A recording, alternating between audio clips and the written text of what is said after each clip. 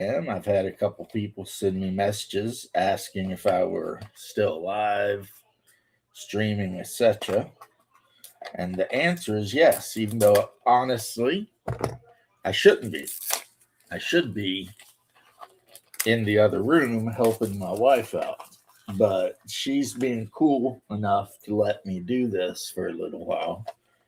Um, since I've been playing Ark, and Ark's a wild game because every now and then you'll have a ton of like horrible runs where everything that can go wrong will go wrong. It's like every time you knock a creature out and you try to, you know, train it, some other creature runs up and eats it. And if you're not lucky, you too. And then sometimes you log on to play Ark and like everything goes good. And that's basically what's happened. My brother, brother. I hope it don't get me banned to hear Double D call me his nigga. That shit's funny, man. I was like, hell yeah. Ride or die, baby. Ride or die. I mean, he's not, I don't think he's from the cool part of Pennsylvania that's technically Appalachia, but he's close enough, right? Of course, everybody knows I only got one ride or die for real that I'm not married to, and that would be my brother. Through the link in, if you wanted to join me, more than welcome to. Still chewing this damn gum that supposedly remineralizes your teeth and kills bacteria and all that other stuff.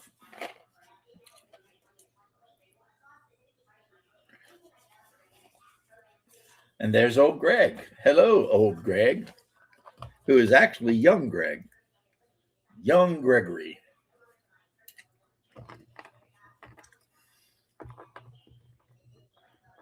So, okay, now I don't know who's on the account. Is my brother on the account or is his stepson on the brother's account? Which, in my opinion, would not be cool, but hey, I don't know if he got permission. But,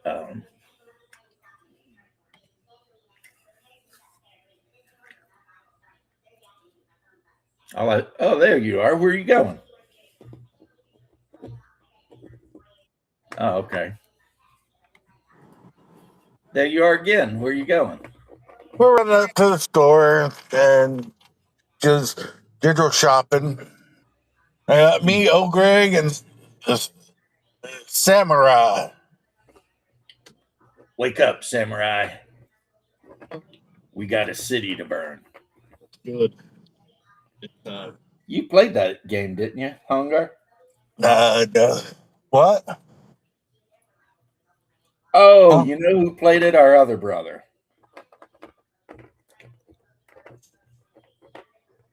But But I where you still want to shopping? come on and say hi. Hey, look, who am I? They're shits. They're No, you shit. gotta say, you gotta put a little sauce on that taco.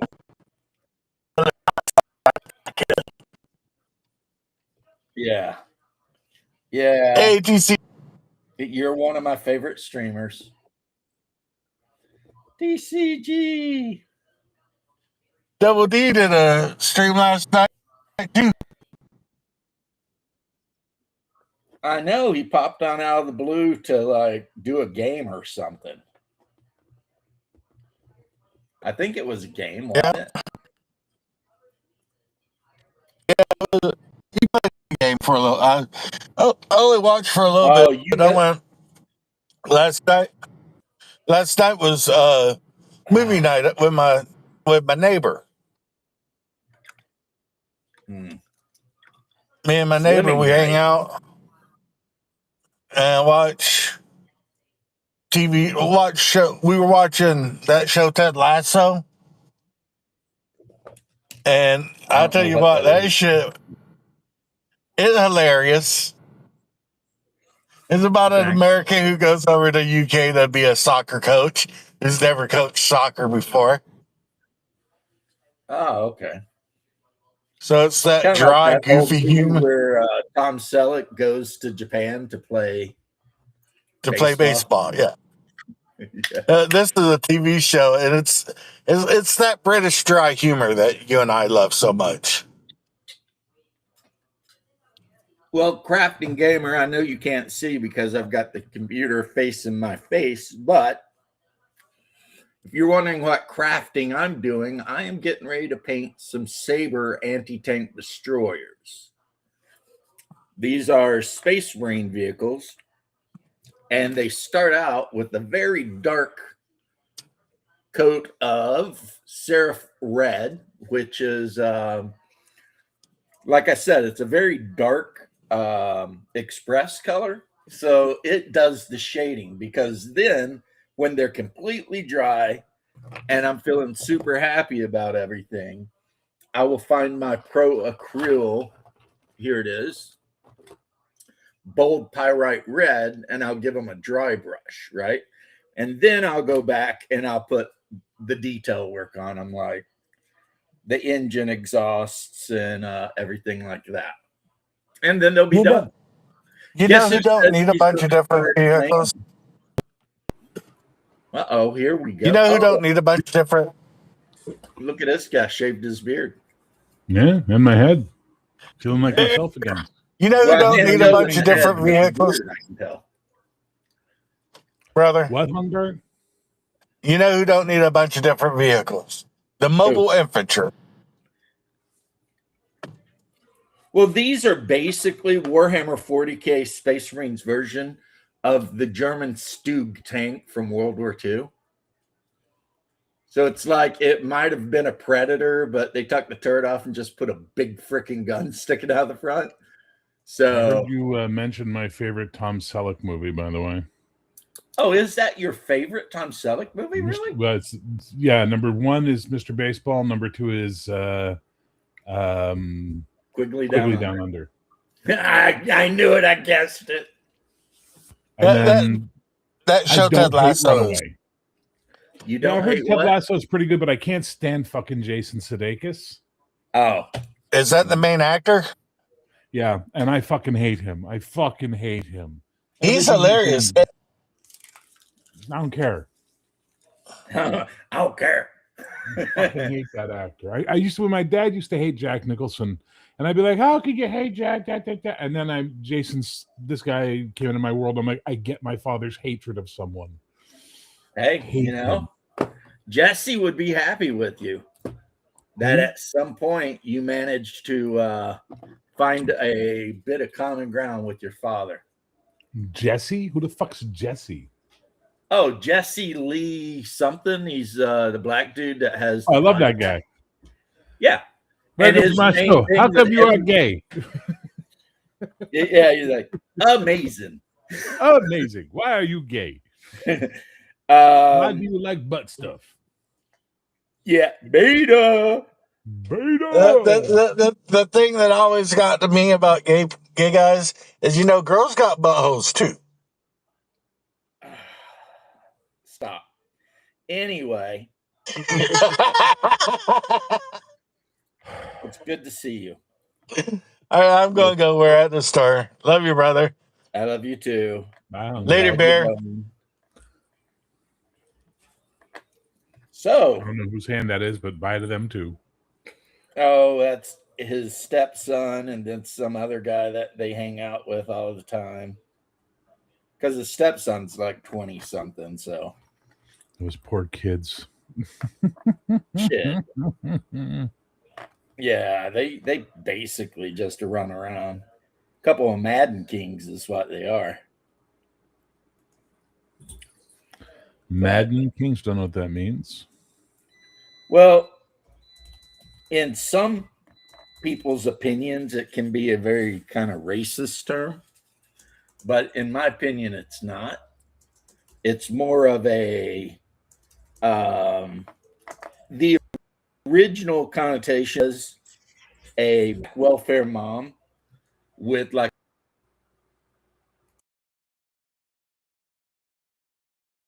a bunch of kids, Nate housing and couch and play Madden. Her king, because of the whole. You remember We Was King.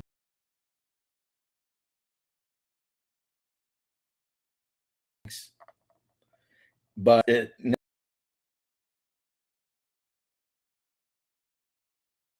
is next connection.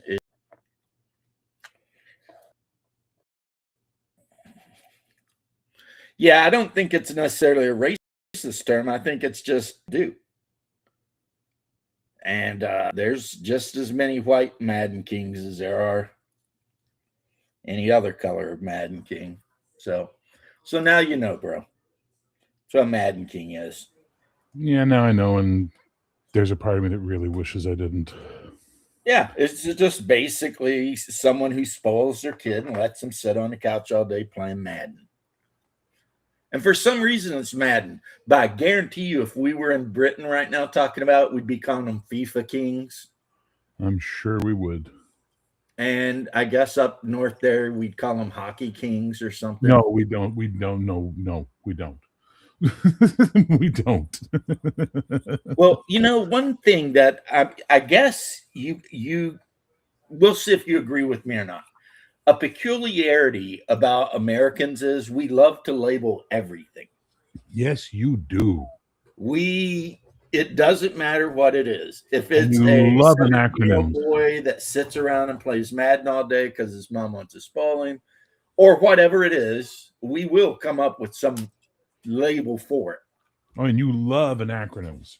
Oh my fuck! If you can turn something's name into a bunch of letters, and then if those letters can spell a word, you're fucking in like a dirty shirt. That's so funny too, because when the Crafting Gamer showed up, the first thing Haas said is, "What's up, TCG?" Yep. And I always called Paul whatever PB, and I called Diversity and Dragons Double D. Yeah.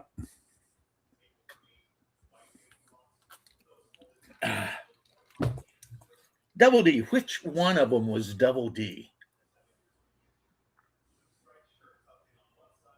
Ed, and Eddie. Was Double D the like smart one with the toque? Or was he like the kind of retarded one, but was really big? What are you talking about? Ed, and Eddie? One of the Eds? Okay. Ed, and Eddie was this crazy cartoon about these three Eds that all hung out together. Seen it. And they were always trying to like scam somebody out of something. And the first Ed was basically like the scumbag that was always coming up with the plans, which were always kind of stupid. And then you had the second Ed, who was definitely like running at about a 60 IQ, but he was big and strong, right? And could break things with his head. And then the third Ed was like the skinny geek that was always trying to explain to the first Ed why whatever they were planning to do wasn't going to work. You know what I mean? And they basically lived in a cul-de-sac and went through their whole lives trying to get jawbreakers and shit. And then there were like all these other characters. Like there was this one guy, I forget his name, but literally all he did is carry around a plank of wood, and that was his only friend. Which a lot of people may not know this, but that's a reference to Twin Peaks. Because the people who made this cartoon, you know what I mean? They put references in there.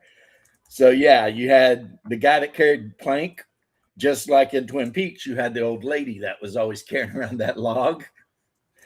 And then you had Rolf, the immigrant of completely unknown or origination, because sometimes he seemed like he might be from one place, and then other times he seemed like he might not. Like sometimes he seemed Russian, but sometimes he seemed Scandinavian, and sometimes he might be Polish. He was just from somewhere, and he had a bunch of goats. And then there was like the cool kid that had like the bicycle, and he didn't care for the Eds because the Eds were, in his opinion, and not wrongly so, idiots. And it was it was one of those cartoons I watched with my girls, and it was funny. It was just funny. And and the big kind of stupid Ed had a little sister that was always threatening to like tell their mom no matter what they were doing. So he had to always kind of kowtow to his little sister. And his little sister was dating like this really sissy boy.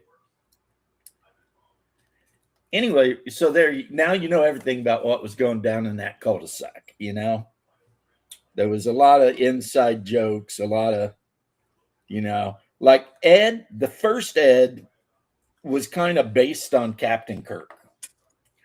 The second Ed third Ed was based on Spock. And the third Ed, was maybe based on the Gorn. I don't know what the hell he was based on. Because when he talked, he'd be like, I don't know, Ed. I've been thinking, like he was definitely downsy as hell, And it was just like, okay. Great. This shit was on RTV, if you're wondering about it. I don't even know what no TV for years. I don't know what RTV is, and I don't want an explanation, please. Oh, Cartoon Network. Okay. Notice Shadows in the chat again. Yeah, but he's not at home. Oh, now he's at home. The third Ed was We Taught It. Yeah. I was calling that the second Ed, but yeah, he was. Like, for real, he was in special classes and stuff. But that didn't stop him from hanging out with the other two Eds and getting into all kinds of shit. You know what I mean? So they weren't judgmental about who they hung out with at all. Yeah, he was on the phone and then just got in. Where'd you just get in from? I didn't think you could survive in sunlight.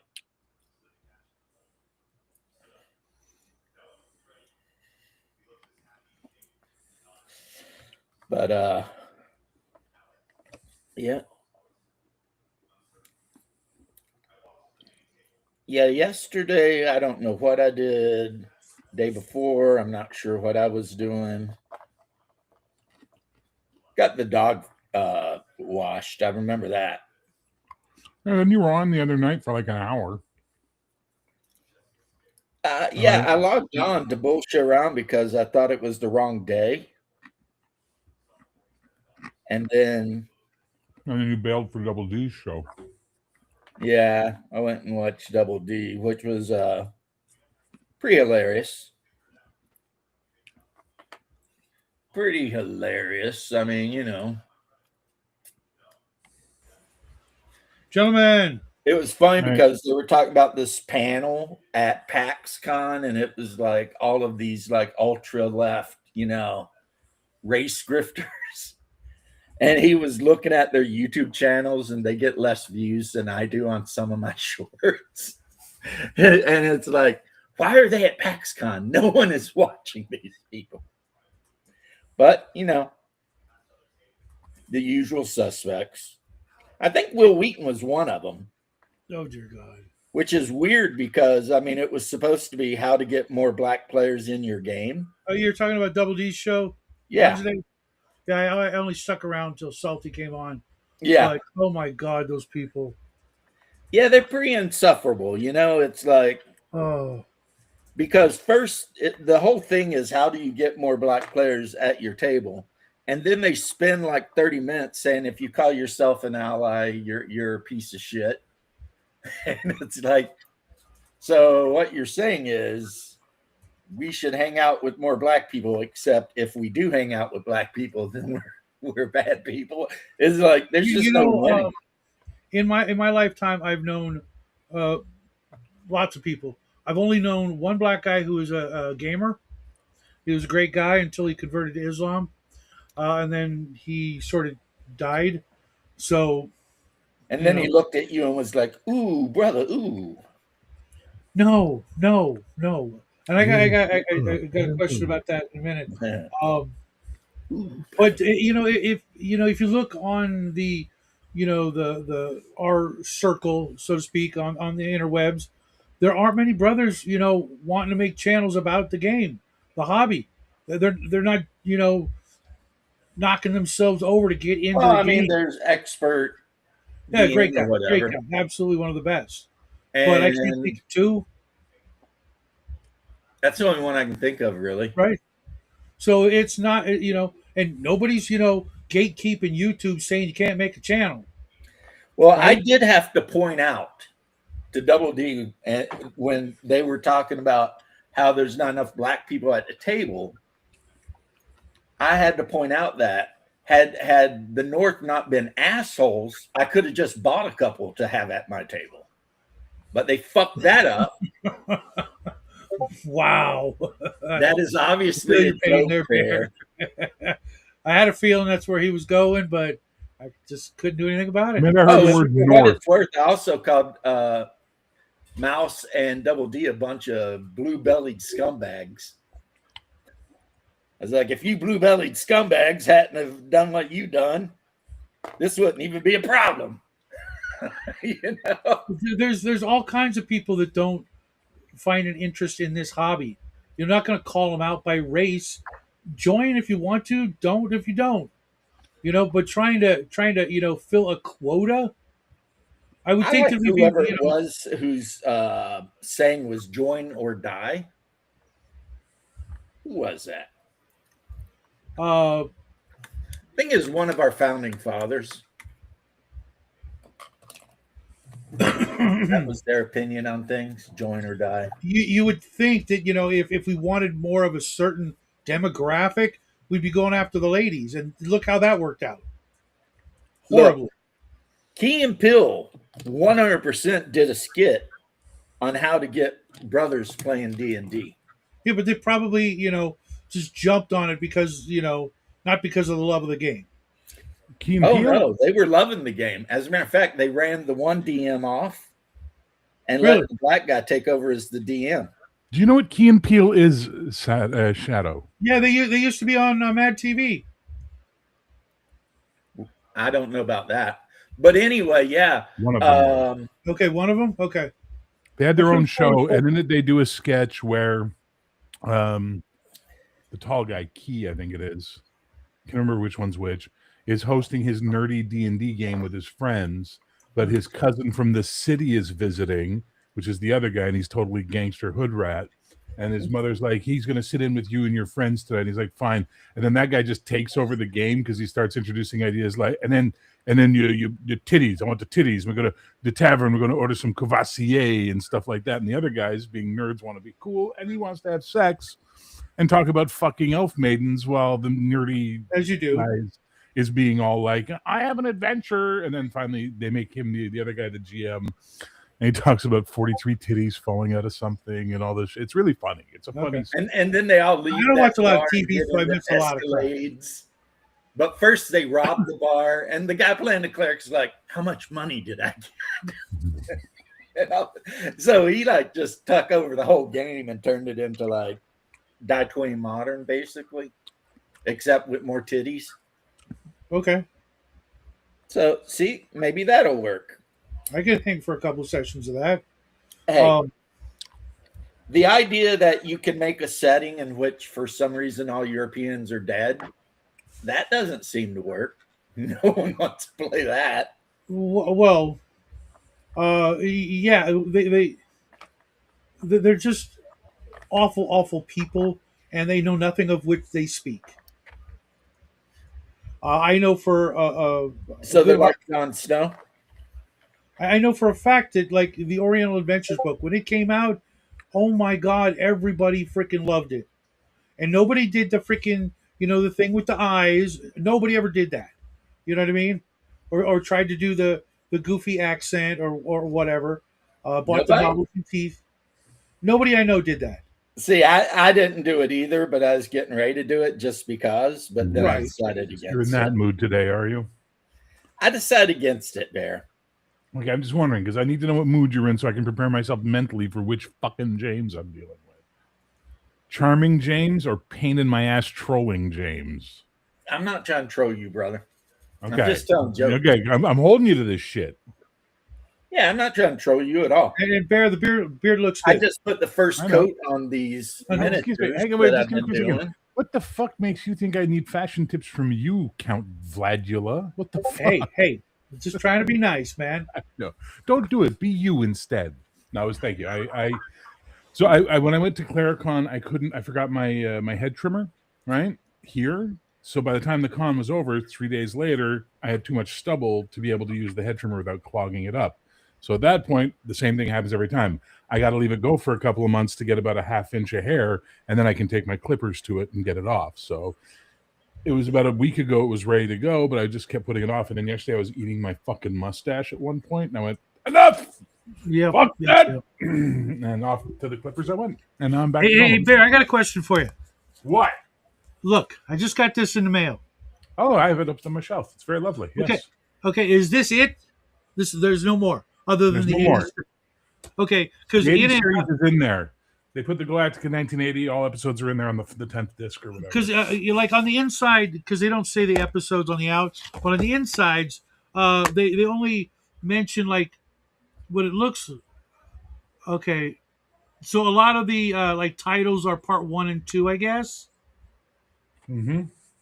Okay, because I'm like, there's got to be more than like, 10 episodes. So the part ones and part twos, when they originally were doing Battlestar Galactica, it was supposed to be TV movies. So there was the 3-part saga of Star World, and then there was 2 parts coming up after. And then ABC demanded a series. So they had to write scripts really fast. So the 2-parters are the best. Hands down, if you watch all the 2-parter ones, they're the best episodes. Okay, I was like, wait a minute, did I get the wrong thing? Like I bought like a really old copy or something? Because Yeah, I think Star Child was a 2-parter. There's no one called Star Child. Well, the one where he finds the pregnant woman Return of Starbuck, 1 part. and he Galactica makes 1980. friends with the Cylon. Galactica 1980, The Return of Starbuck, and that's a 1 episode. It's the last That's a episode one? ever aired. Okay. Yep. All right. oh really, that was the last one? Okay, Mhm. because I got Jackie to agree to sit in and watch the first hour of one. If you don't like it, he's free to go about his business. He won't like it. How old is Jackie? 17. He won't Yeah. like it. He's Well, not right very now well.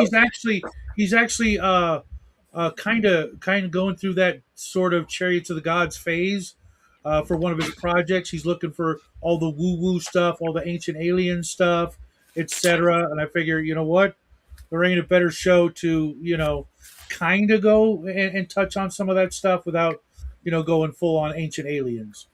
You Because might that, want to We consider can selling them always on the look angle. into the Thulian organization and get involved with the Gartha and all that. Yeah, that nonsense aside, if you really, really want to try and give him a chance of liking this, convince him that all of his dumb friends will be into the reboot, which was shit, and like he'll be way more cool for liking the original shit, which is like hipster like you. Unless he's an anti-hipster because you're a fucking hipster. he's got the hipster gene is strong in him. This was cool before cool. Or just remind him that you're his dad and he needs to sit there and watch his shit because you said so. Yeah, Wow. I don't do that. Imagine how much he'll love it then. It'll be his favorite show. I did the same thing with Watchmen. I said, okay, just watch the opening, the first 15 minutes. If you don't like it, you can toddle off and do whatever the hell you were going to do. And I'm watching him, watching it, and his eyes are just like they're not blinking. He's just like, oh my god, I've never seen anything like this. This is so cool. And I look at my watch. 45 minutes later, I'm like, okay, he's in.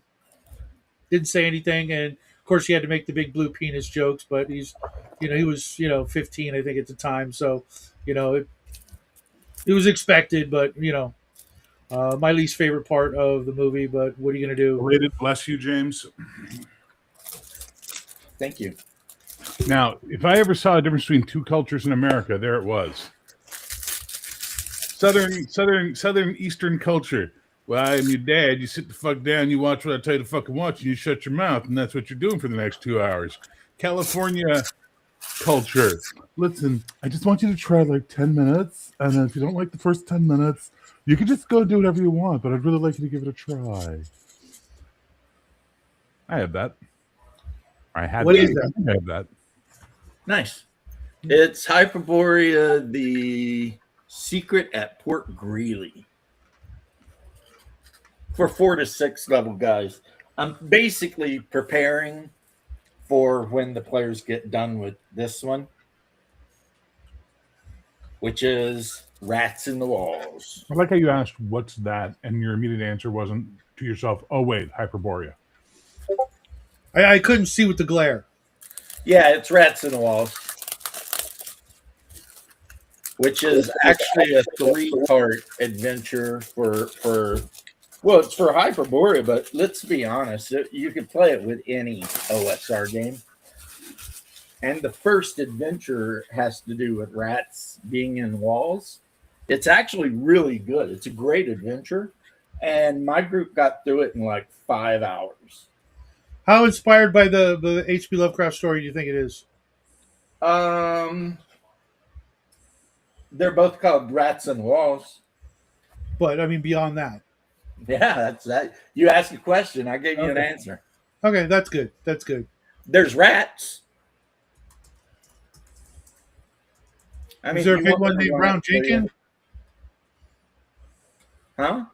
Is there a big one named Brown Jenkins? Well, first off, that was a different thing, but I know. But in Hyperborea, if you had the monster manual and the referee's book, you would see that a Brown Jenkins is indeed a thing. Okay. That does exist. You know, he's just And trying to get you tends to to talk be about like familiar spicy racial with- shit. You understand, No. James? Like you see this, he's trying to get you to talk about something that's going to be spicy. Oh. So you and I will be like, "Well," and then he'll pull up his bag of popcorn like he always does and sit there popping popcorn like he's watching the show. Well, there's nothing I literally had no spicy intention about of that. this. I was just curious. I was actually curious to see how much Lovecraft was in it. You know, Okay, let me run it for you. There's a tavern. The tavern was built on top of a fucking temple from 1,000 years ago that the Hyperboreans had built to one of their stupid gods, right? And way back then, one of them had captured a demon in a cage. That demon's physical form has died, but its spiritual form exists and has possessed the rats, creating a big mama rat called a Nagana, right? And this big mama rat just keeps spewing rats out. They're constantly climbing up into the tavern and attacking the family that owns the tavern, to the point that it killed this guy's young child, which caused his wife to hang herself in the basement. He had no idea there was a whole temple complex underneath there, though. gotcha. And yes, every night, if you try to go to sleep in this tavern, you can hear the rats in the walls. So you can't sleep in it. He's running out of, he has no business left. Right. And out of the blue, he decides to trade the adventurers a +1 small shield and a necklace worth 2,000 gold pieces if they can figure out what's going on. All right. It's a little bit combat heavy, but there's also a lot. Well, there's rats, so but that's okay because if they're even if they're just giant rats, let's say not like rats of unusual size rats, but just giant rats. I don't think they exist. Yeah, I don't either. That was a good. That's a good. I love that. I set them up. Good one. Good one. Each combat can be like sort of scaled to them unless there's too many of them. 5, 6 here, 5, 6 there. Well, every encounter is generally 4 to 6 minimum. They're giant rats with 3 hit points. Yep. And if they bite you, there's a 1 in 6 chance you will catch a deadly disease, which will kill you in 1 to 6 days, unless you go 2 to 3 weeks of complete bed rest and medication. And not in the tavern. Well, not. I guess you can continue adventuring sick, but No, I mean, you're not going to get rest. if the DM rolls that 1 to 6 days and it's one day, well, guess what? In a day, you're going to die from massive septic, poisoning. Yeah. Hey, Shadow, I have a question for you. So now you don't got by the adventure, Shadow.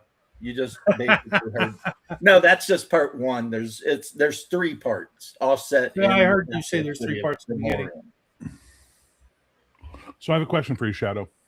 Sure. In the Shield of Veil chat, you said, and I'll wait patiently to cast my 1 spell a day I'm permitted to cast, hoping for better than average roll. What the fuck planet are you on 1 spell a day?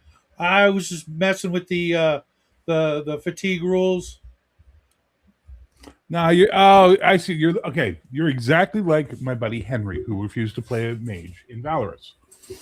We mean it gets harder that I cast the spells, and then it gets harder. Yeah, and then if I blow a spell, I can't remember it until I have a rest, and then yeah. Why the fuck would everyone play a mage then? Oh, I love people who, when they play magic users, never want any penalty ever in the world. No, there's got to be some. There's got to be some. Unlimited power. Oh yeah, absolutely. Sure, who doesn't? Robin was so good in that. There has to be some penalties. So, Bear, your magic system is like the magic system I created in a way, because I had the mana, and it was like the more spells you cast, then like the more tired and less spells you could cast until you rested. They can cast cantrips without penalty, right? Tier 0 spells without penalty all day long. Keep fucking popping them out. Tier 1, Tier 2, and Tier 3, they get 1 Tier 1 or 1 spell of any type free per day. Every spell after that gets a cumulative -1 column shift penalty, and they have to make a weariness check, which gets harder and harder the more spells they do. What exactly were the rules that you changed because of me? The difficulty. I had the tier 0, 1, 2, and 3 difficulties too low, because while make your character, and then looking at everything you were talking about, I realized as I did the math in my head, and I looked at someone like Nerd, and I went, oh, fuck no, they're going to blow through these penalties. They're going to be still casting 18 spells a day without any worry, because they'll be offsetting the negative penalties with either high reason or whatever high their cast stat is, or the right talents they've picked that'll give them bonuses. They'll player it. So raise the difficulties. By how much? Let them do all of that to offset those penalties, but they still have much higher starting points, right? So what do you think on average a pressed magic user would get in a day? A pressed? Shit's coming at him. And he needs to...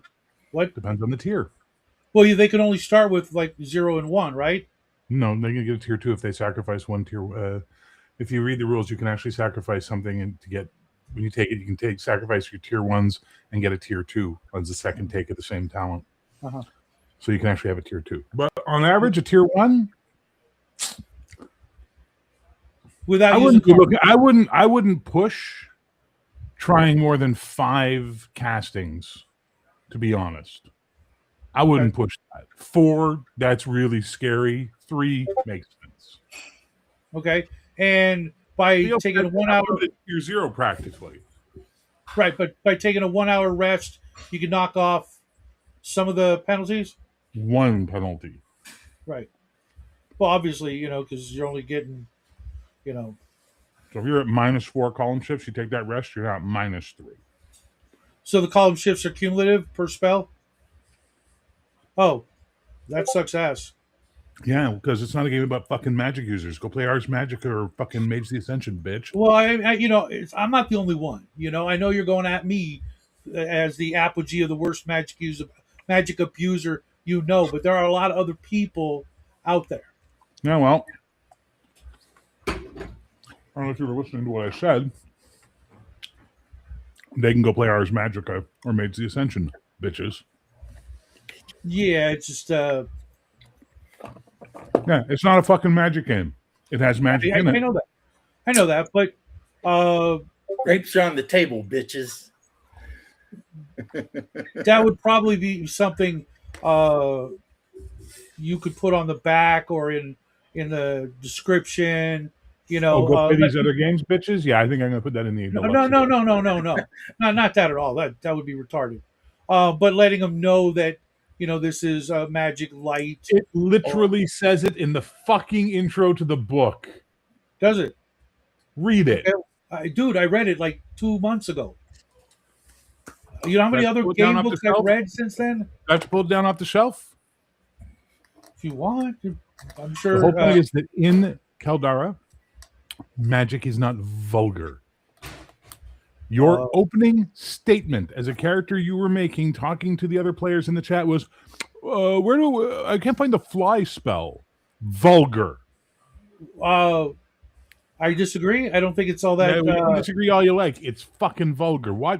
I'm certain that if it was somebody else, would Excalibur is probably have a perfect different level opinion. magic. Rewatch the movie Excalibur. That's magic. Yeah, that's barely magic.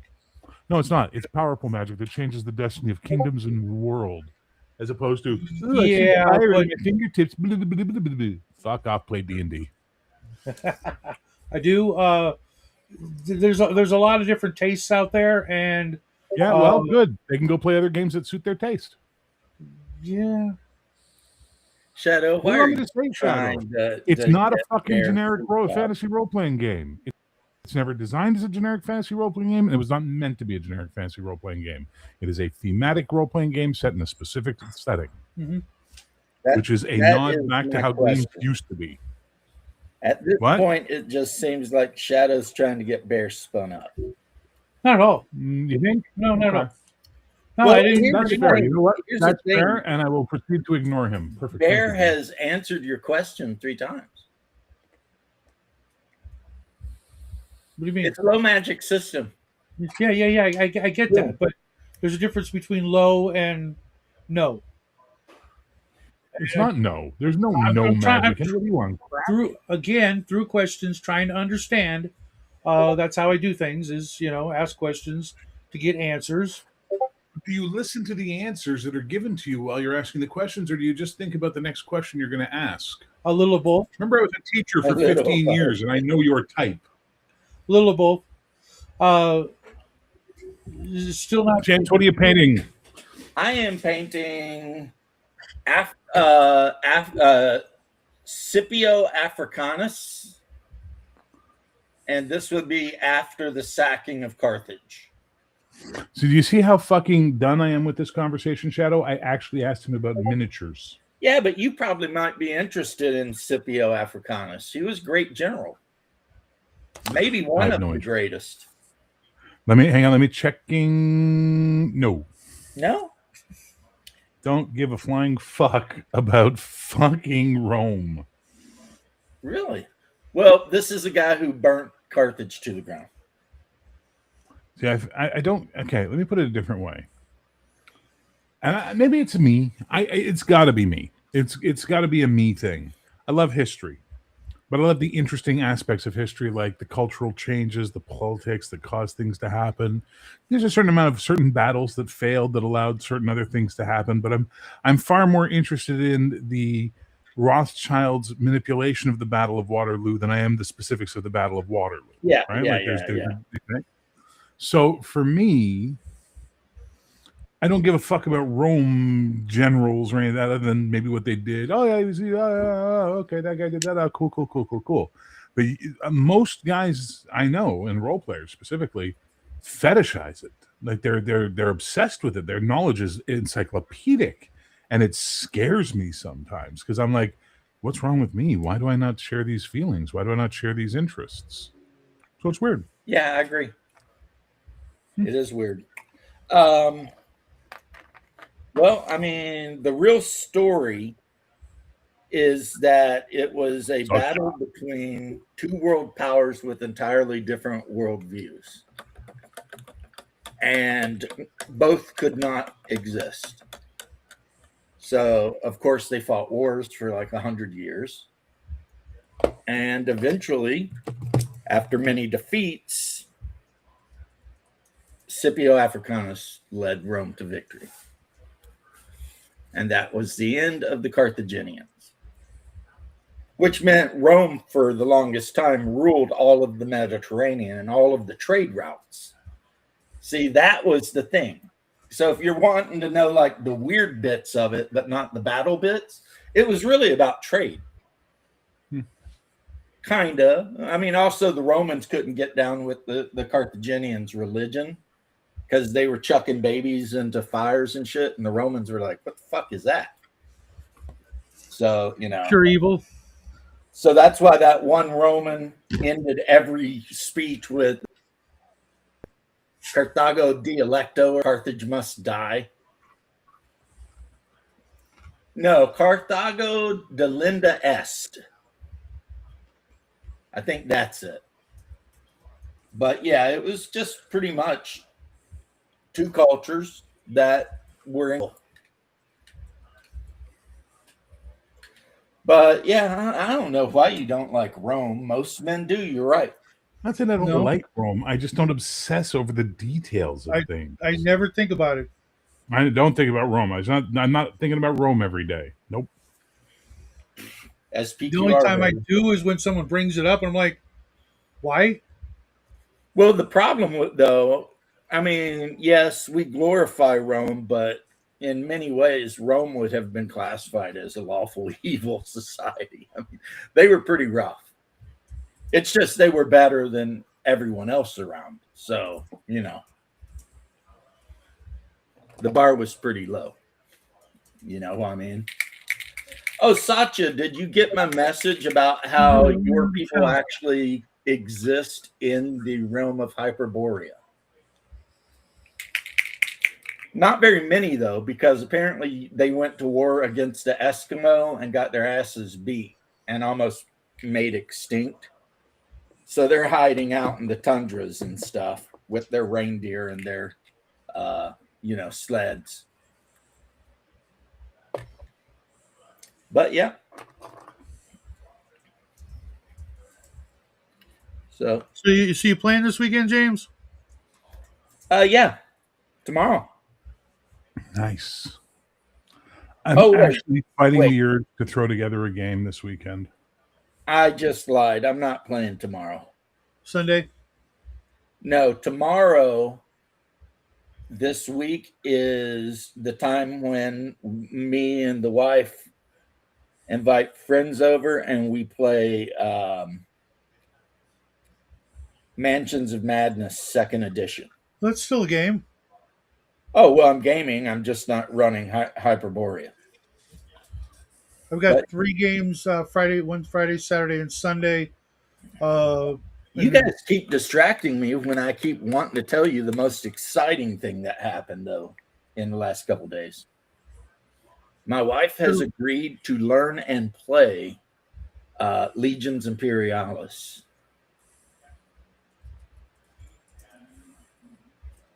Wow. Mm-hmm. Don't know what that means. That's huge. You know all these little figures I'm painting? Bear that. I'm going to say congratulations. I hope that works out really well for you, and I'm glad to hear that your wife is giving it a chance. Yeah, she's going to give it a shot because I'm like, And because I got to be me, I'm going to go make a coffee while you and Shadow talk about shit I don't give a fuck about. All right. I was just like, yeah, it could be fun. You might enjoy it, the challenge, give it a shot. And she's like, okay.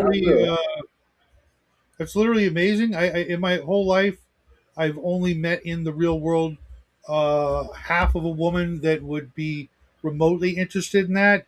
And by half, I mean she played one game and thought she won, but didn't understand objectives and points.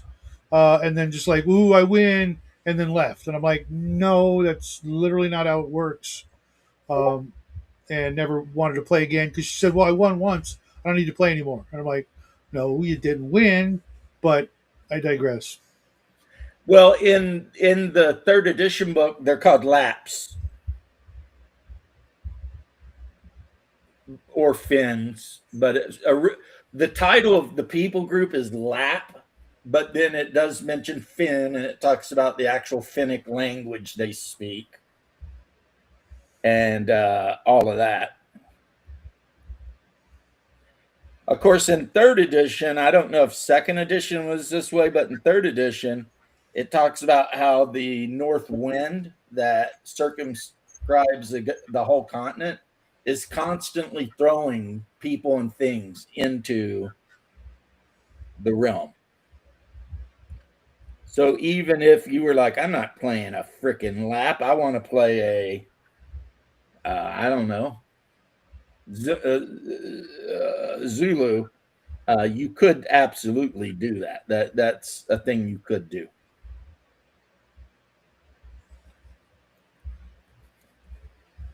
But so yeah, the Scandinavians are all there, but they're just classified as Vikings. The Russians are there. They're the Cimmerians. Then the Celts are there, obviously. Then the Carolingian Franks are there. Yeah, there's a lot of different groups that are there. Apparently, all the Vikings on the continent are the descendants of the last voyage of Leif Erikson. So, I guess he went out and never came back, and that's what they're saying is the thing. And Shadow, speaking of gaming, you will notice rats in Hyperborea, while not having exceptionally high armor classes or hit points, are deadly. Yeah, that one in six, that 1 in 6 may seem, like a really, fair, good odds or whatever, but I find that in actual practice, it means that roughly half of your group is going to get it, and you're going to be making multiple trips back and forth to solve the problem. I find, having ran it, that what actually happens is the 1 in 6 doesn't come up very often at all, because 1 in 6. And then if it does come up, the characters are allowed to make a death save. Mm-hmm. And typically a lot of the characters will be able to make that death save. Oh, I didn't know about the death save. Well, not all characters. See, in this game, every first level character has a saving throw of 16, and that's against everything. 16.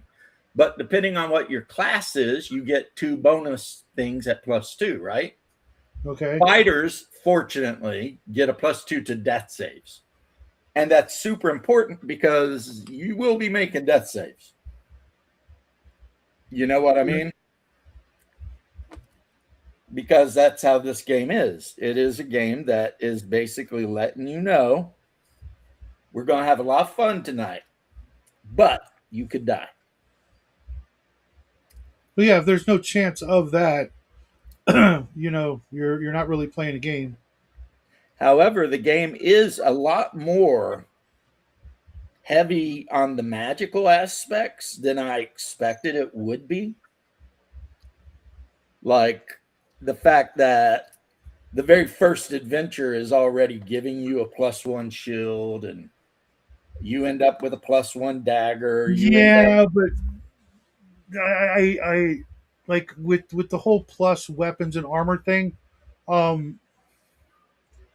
I never really looked at that as like, it's almost like not really magic.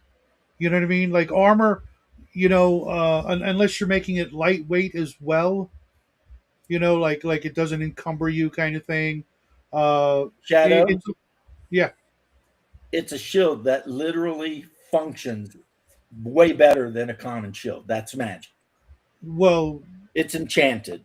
What do you want? Did you want the players to get an artifact at first level? No. It's just the whole concept. I mean, I'm trying to meet you halfway here. You're always talking about how you like high magic games, and I'm telling you, at first level, the players got 2 or 3 +1 weapons and a ring of finger or feather falling. And you're like, well, +1 weapon ain't really magic. Well, no, it is. I was trying to discuss actually the whole system of +1s through 5s in practice unless they have some sort of effect along with that. Uh, what it actually does, you know what I mean, in the mechanics isn't that much.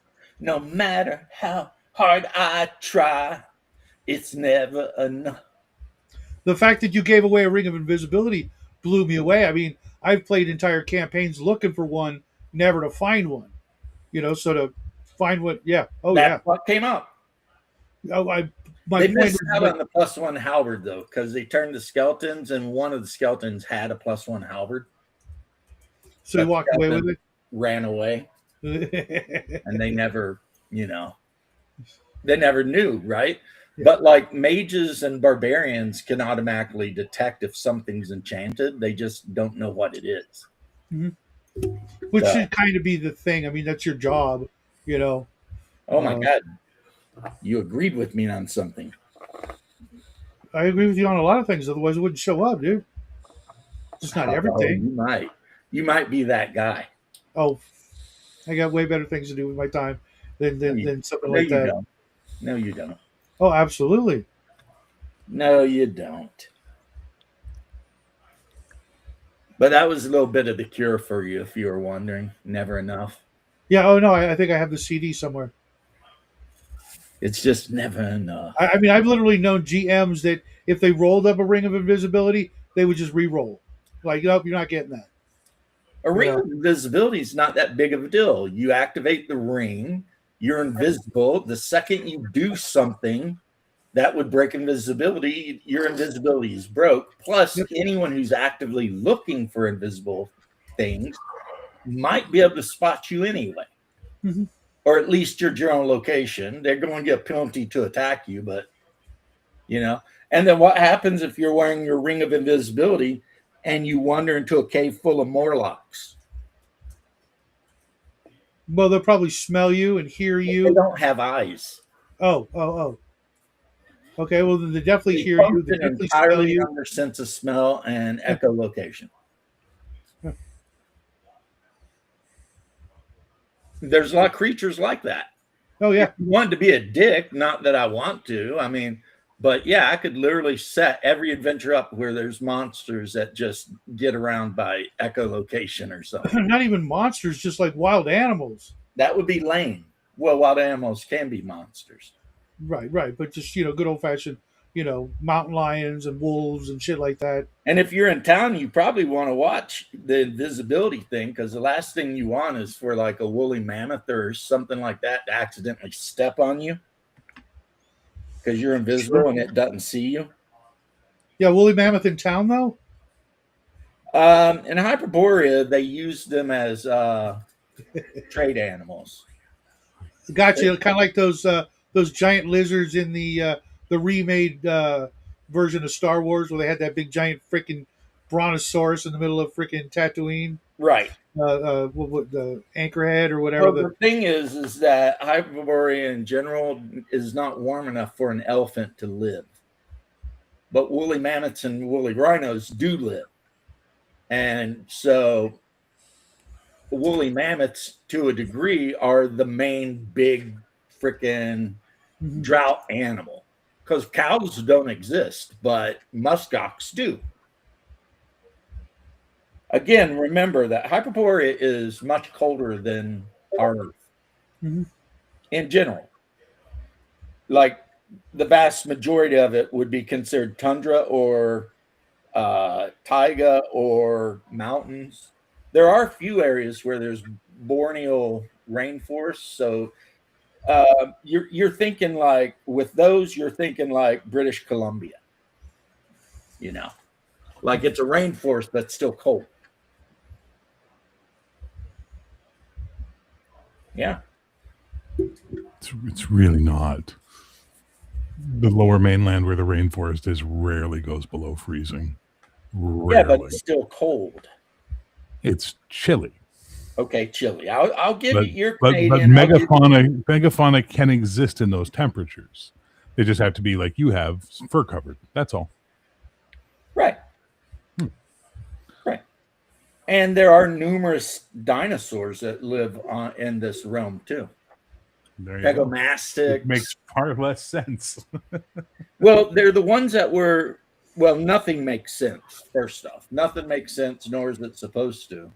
But like certain kinds of small raptorish dinosaurs do exist,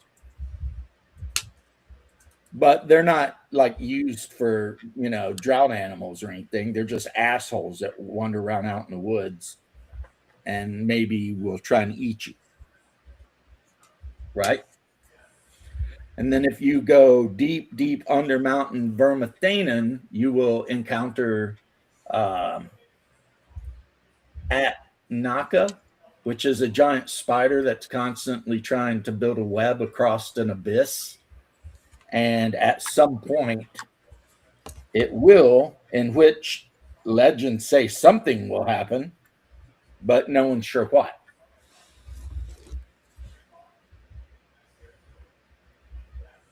No one could predict the spider holocaust. And there is a whole group of female druids that actually worship her. And over time, they take on spider-like changes, and then they will journey to the mountain and go deep under the cavern, and they'll start helping their deity with the web.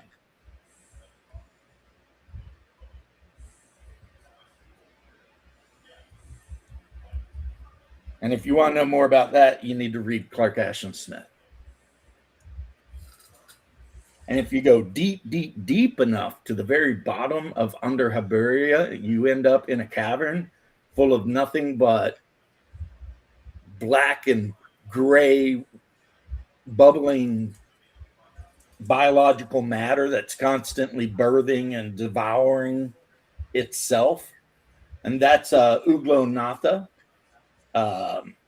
And in the center of the cavern is supposedly the tablets that were written by the great ones that explain all the knowledge and wisdom of the universe.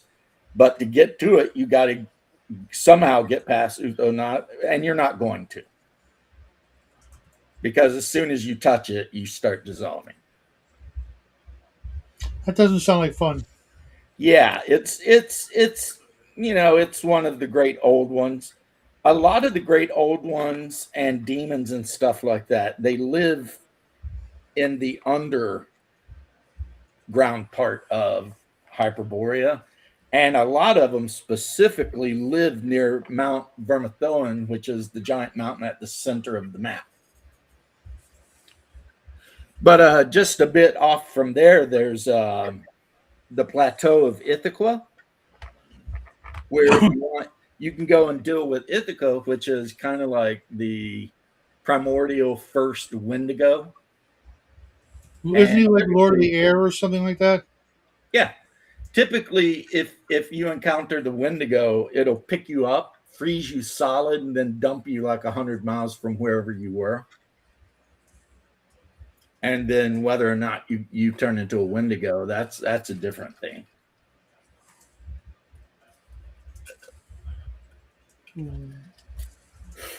Also, when you go, so it's not based on the cannibalism trope. It is. Wendigos are constantly starving, but Ithaca, he's a cosmic deity. You see what I mean? They call him the walker on the frozen winds, etc. Mm-hmm. So all Wendigo are kind of his children, but that don't mean he's necessarily a Wendigo. Okay. I seen you looking sideways like that makes no sense. It shouldn't. Don't worry about it. Yeah, no, I'm just trying to imagine how that would be the case. Because he creates them, he doesn't birth them. Yeah. There is no mama involved. There is no mama involved. It's just him. And some people have seen him on the winds, because sometimes you might see him and he won't do anything at all to you, but it's basically just a giant 40 plus tall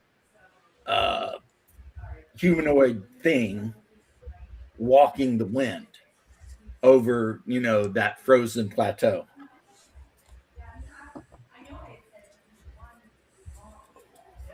Catch you later, Satya. Have fun.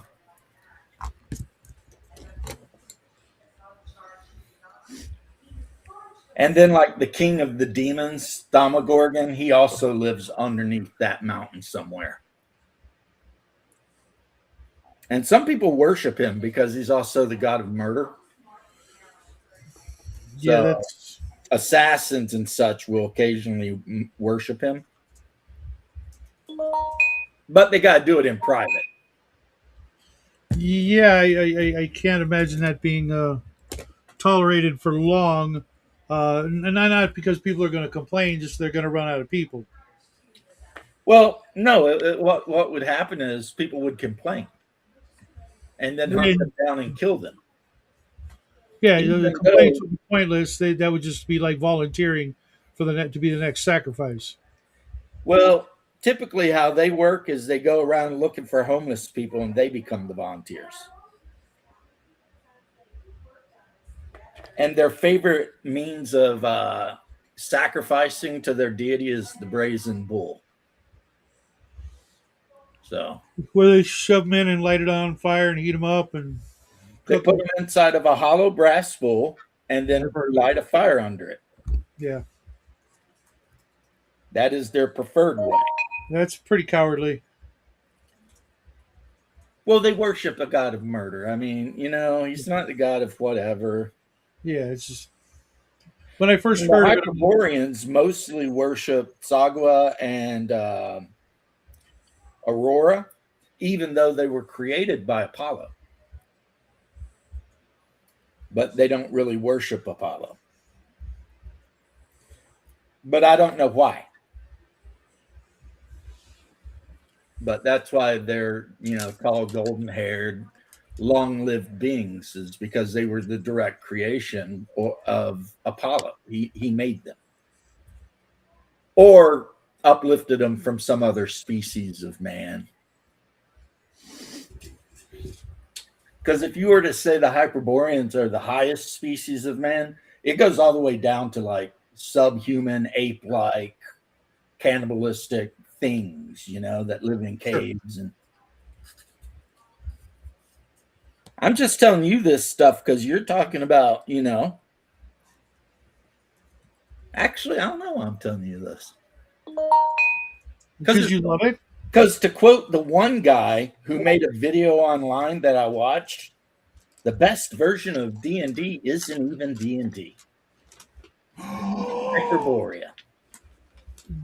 Well, in his opinion, Yeah, well, rules don't Hyperborea. the rules don't really matter to me. It's the setting. yeah, that's I've always been a setting guy over system. Yeah, the setting is super interesting to me. It was interesting like last week when I explained to the players how the sun never rose more than, like a thumb's length above the horizon. And instead of going over, it just went around. Mm-hmm. And they're like, what? And I'm like, yeah, a lot of the light that people rely on is actually reflected from Saturn. So, which Saturn is big in the sky. Like if you're looking up in the sky, Saturn's like the size of a basketball up there, And when you consider how big Saturn actually is, then also with the right magic and everything, you can go to Saturn. But they don't call it Saturn on Saturn. Why would they? Do they call Saturn on Saturn? Yeah, why would they? Right? Like there's one race of humans on Saturn that lost their necks, so their faces are on their chests. I know that's from Roman myth. Uh-huh. And once a year, they reproduce by picking a female who they feed, and she gets really big. And then they pick a man to impregnate this female. And then she's going to give birth to hundreds of babies, right?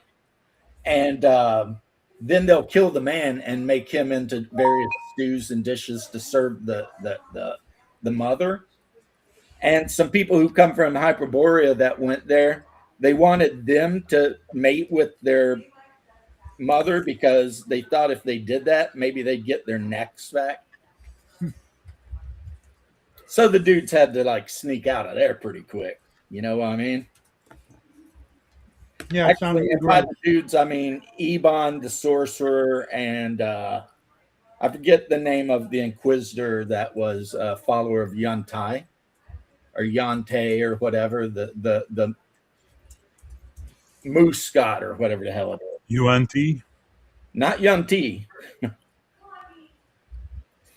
which is just another name really for Shub-Niggurath. Well, freedom's just another word for nothing left to lose, right? Nothing. So I mean, and I it's mean just nothing unless I got you. Okay, I love how you turned that into Sonny and Cher. That was pretty good. Well, I was thinking Bobby McGee. Yeah, it's freedom and nothing but nothing, darling. It ain't free. Well, you know, Freedom's just another word for nothing left to lose. Nothing don't mean nothing, but it's free.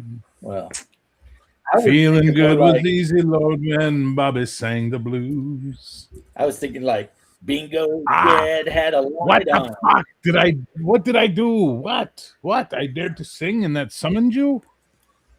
Which is obviously a Cheech and Chong thing. This is because the cat knows how bad my singing is, that whenever I start singing, he protects you all by distracting me from singing. He's looking for your Ushanka. My what? Ushanka? Why do I say what to you? Why do I set myself up for this shit? All right, what's an Ushanka? An Ushanka is the furry hat commonly worn in Russia. Sometimes it's called an Oshanka, sometimes an Ushanka. I have something similar. Yeah, but yours is like flannel and it's got ear flaps and a bill. Yeah, but you can pin them up. You can pin them up, and it looks like the Soviet Guard hat. Yeah, I've seen your stuff. You know? I like my hat. It's called a trapper hat in Canada. I fucking love my trapper hat. What's the problem? You're my problem. Here's what we wear. At least the smart ones. That's right. University of Kentucky. Go Wildcats. That's why you love the Shadowrun setting. I don't even know what you're talking about, man. That's like the most random thing you could have said. You like the Shadowrun setting because...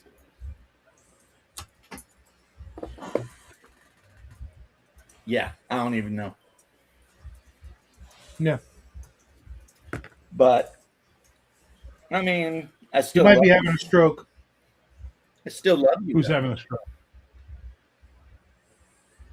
That would be sad if he's having a stroke. The last thing he did was type, I love the Shadowrun setting. Setting, not rules. Well, yeah, you got to be a setting, not rules guy to deal with Shadowrun because the rules are horrible. And for some reason, no matter how many people tell the rules creators of that game for the last 7 editions or whatever, they refuse. Not only do they refuse to fix it, they make it worse. With each edition, just gets worse.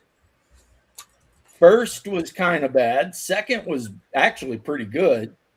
And then after that, it was just like downhill, man, just downhill. And it's like, guys, come on, man. My perfect version of Shadowrun would be Shadowrun, but it uses Star Wars D6 system. That would work. That would be the perfect edition of Shadowrun. That would work. Or alternately, and as much as it pains me to say this, Savage Worlds. Yeah. Literally anything but what they're doing now. Yeah, anything but the Shadowrun actual system. Yep. Yeah, Savage Worlds could work. I would prefer, Weston Games D6, but hey, whatever, See, Gallant Knight just had their D6 second edition Kickstarter. I did not see that. Everyone's like, you love D6. Why aren't you backing it? And I'm like, because I don't like what Gallant Knight does with D6. I didn't know that. they existed, nor did I. Shadow, you're just learning D6 now, so you don't have an opinion, sir. Yeah, I don't know who Gallant Knight is. You don't have the decades of love we have. No, I And couldn't find We anybody- were into D6 before it was cool, Shadow. How's that feel? like I Artaway. was playing Star Wars in like '88. Yeah, I owned it, but I didn't know anybody wanted to play it. Well, I did. And the one I hated the most was the Ewok Force Sensitive. Boy, I hated that character. Yeah, I hated Ewoks just in general, so I would have never allowed them.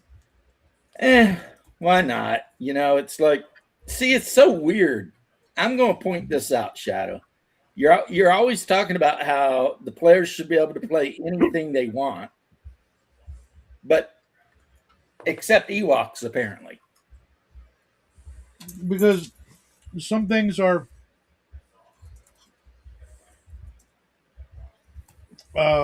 broken right out of the conceptual gate. All right. I didn't think he was broken. I just hated that he was an Ewok.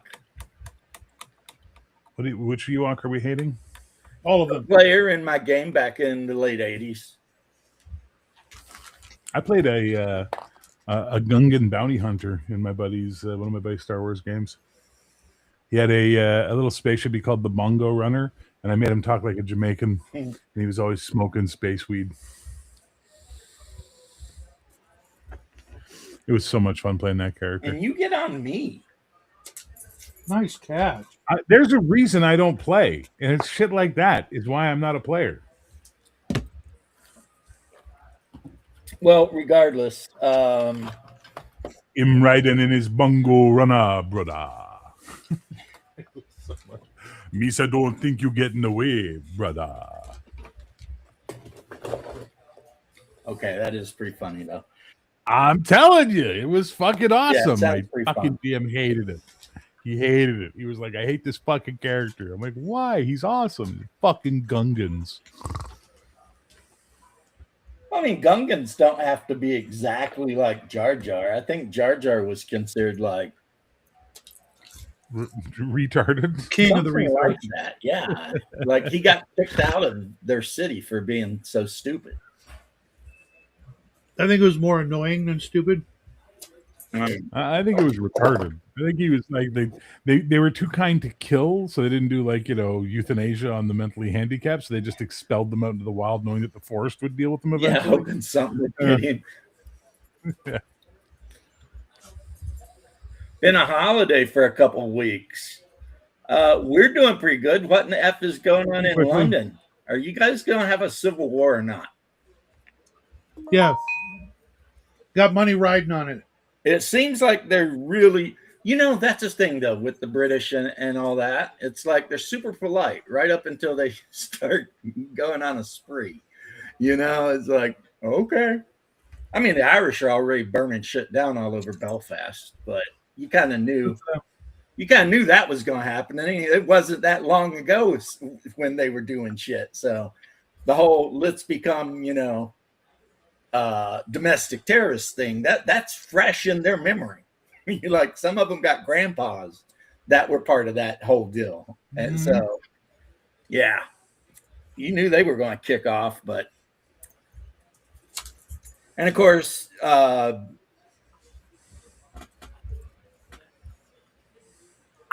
as an American don't understand anything about your government whatsoever.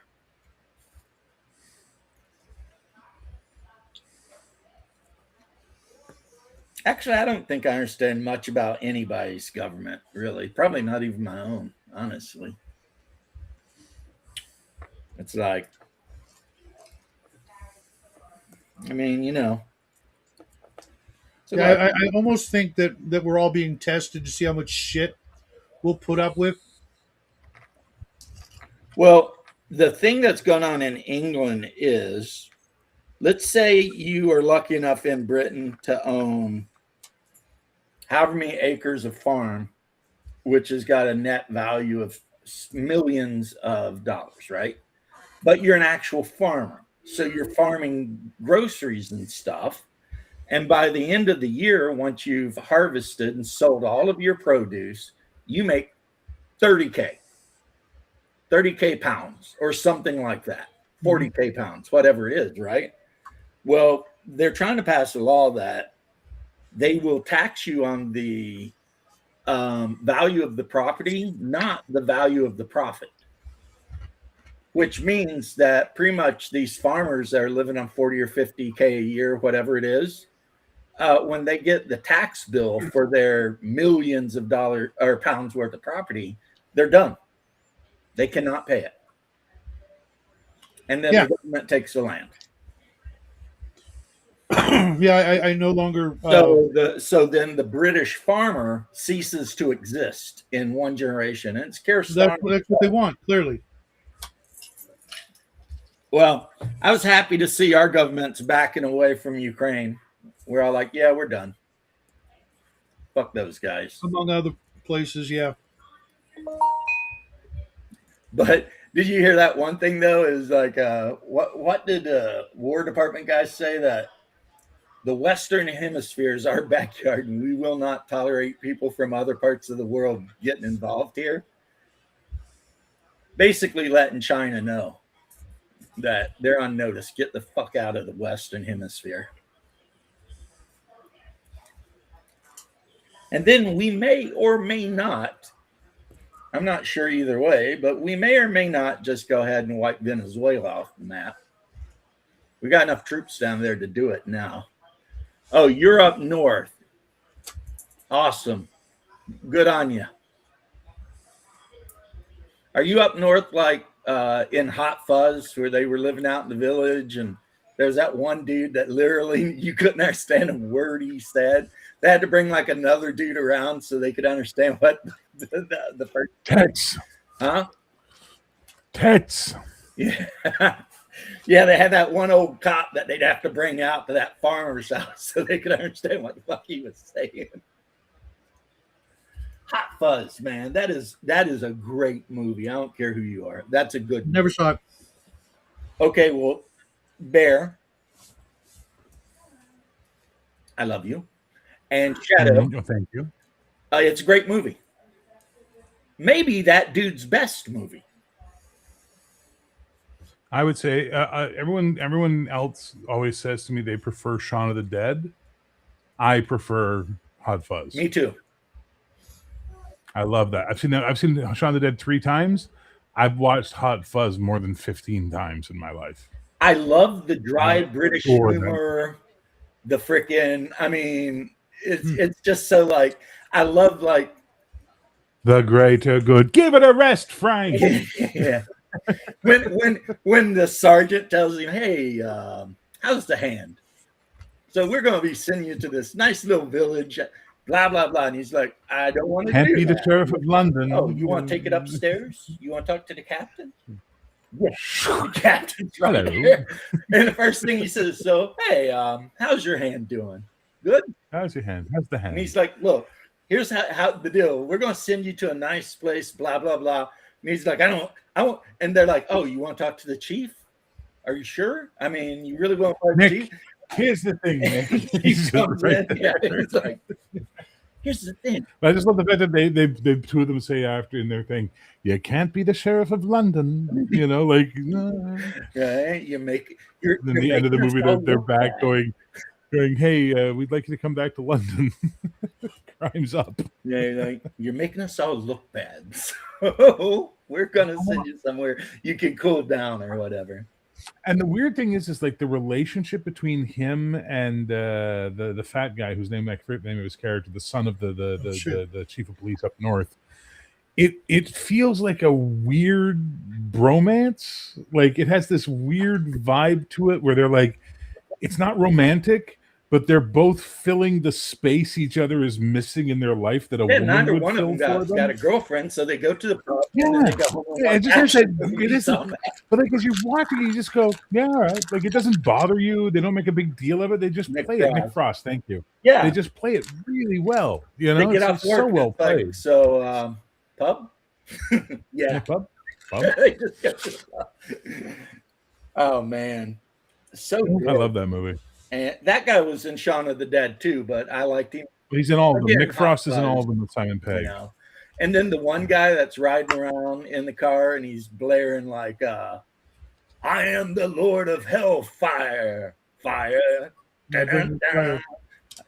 After they burnt that one dude's house down, and he's riding around in his little like MG coupe playing that. Oh yeah. Yeah, Lock me that's up, fun. slasher. What? I'm a slasher of prices. Yeah. Well, that's fucking what's his name? The Dalton, Timothy Dalton. Yeah. And then He's fucking amazing. the one guy that always says "Yar." Yarp. That's the hound. Yeah. Yarp. Oh, have you heard that they're making like a prequel to Game of Thrones? Well, they're finally bringing the Dunk and Egg stories out, which I'm looking forward to seeing if they do them well. I'm wondering because while I'm done with George R. R. Martin, I love the Dunk and Egg stories.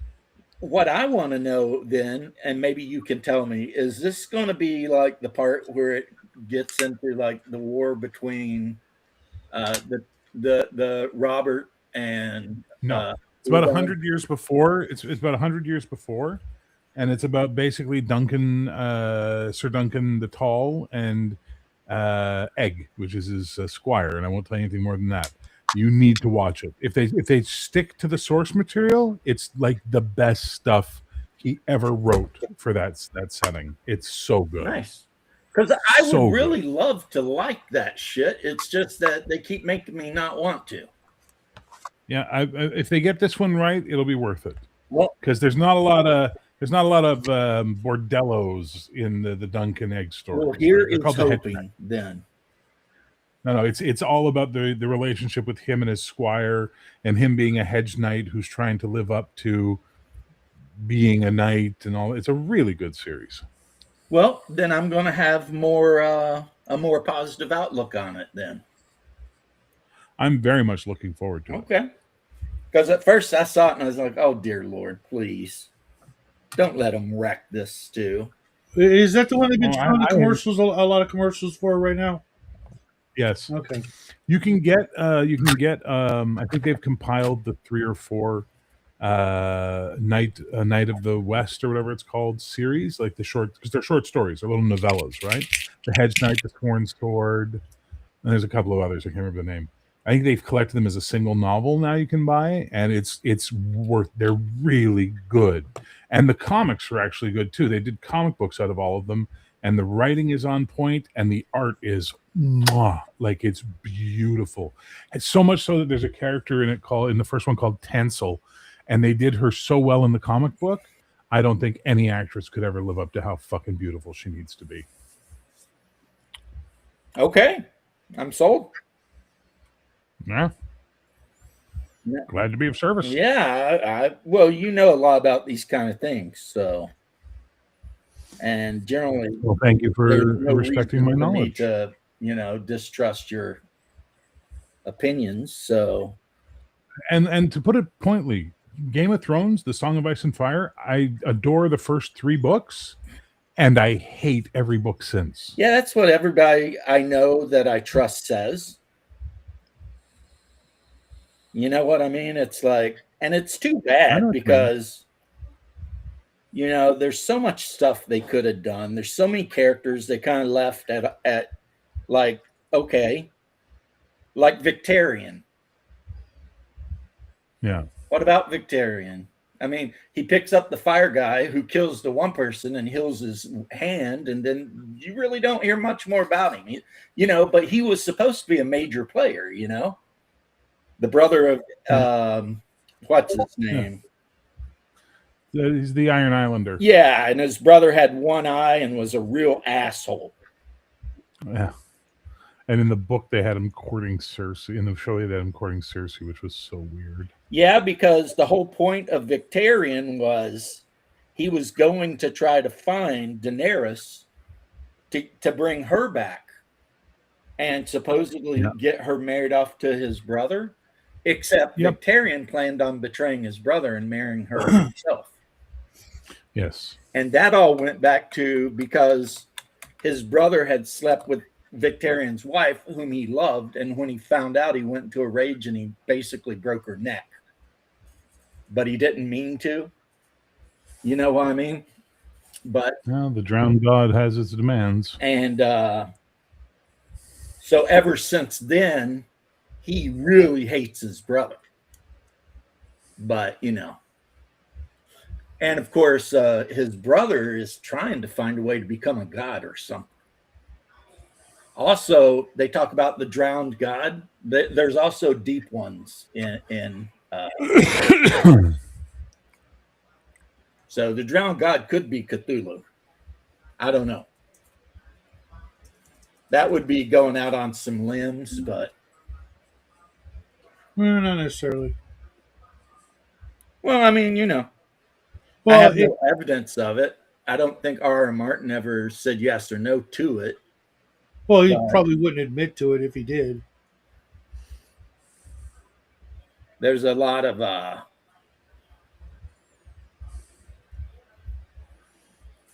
yeah.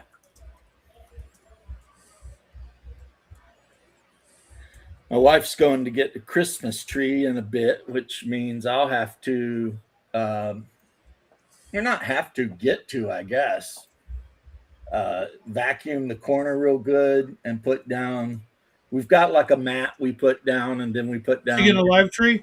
Yeah, she likes Good the for you. live tree Good thing, for you. Yeah. and so we put down this mat and we put down some cinder blocks for the tree stand, and Finding a live tree in fucking Florida, like a pine tree, must be an expensive process. not really. We have Christmas tree farms down here. Yeah, we got them everywhere. Okay, that makes sense. Yeah, they're like everywhere. Fucking Americans, all right, whatever. No, Wow, it's not Jesus. just those, but we've also got like pumpkin farms, just so we can carve them up and throw them away. It's really kind Some of people eat them. yeah. My mother-in-law does. She was just Like, cooking like seeds. pumpkin soup. Yeah, she was just cooking up the seeds yesterday Mhm. from our Halloween pumpkin because Roast never pumpkin carved seed it. with salt. Or what's the maybe allspice or something, like seasonal. But yeah, I just know that back in like the early days of America and probably Canada too, when we were still colonies, people ate the shit out of pumpkins and any other kind of gourd fruit they could find. You know what I mean? It was absolutely. like people weren't being picky back then. They're like, oh, can we boil and eat this thing? Let's do that, Why does the blue man not have any pants? How you doing, George? So George, yeah, I just got my copy today. I'm going to be watching it. Probably not tonight because I got my Savage Sword game. Oh gosh, I don't even know when then. Maybe Swords and Swordsmen and Sorcerers of Hyperborea? no, just Savage Swords, Red Room. Oh. What kind of world is that in? It's antediluvian Earth. Damn. So like 10,000 years ago? Or more. Yeah. I tend to try to run it like So more like King Cole than Conan. yeah, exactly. Because the main underlying bad guys are, of course, the Snake Men. They're behind everything, behind every. Well, there's a reason, for that, and that is because in the ancient days, I forget which of the great old ones created the serpent men. But Yig.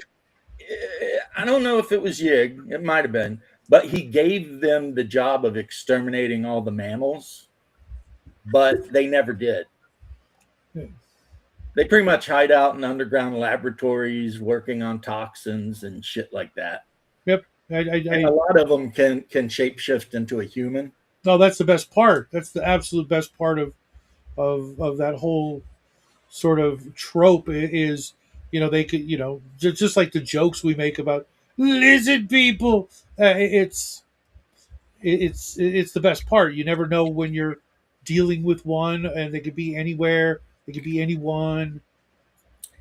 which means that one of Britain's most favorite soccer presenters of all time probably based all of the books he has written on that story that R.E. Howard invented. And I don't even know where he got the idea for that. Honestly, probably reading, anything on the Aztecs or the Mayans. Or any of the ancient cultures that show lizardic people. Are there a bunch of cultures that show? Really should look into it, guys. It's pretty fucking common around the world. Yeah, but in the They should make an adventure called Cats in the Walls. Lizard people in the walls. In the 1930s, I can't picture those books being as common for R.E. Howard to get a hold of in his local here's library. Here's your question. How did Robert E. Howard know anything he knew about the world? How? Books from the library. Where do you think all this stuff on ancient archaeology and stuff was in those days?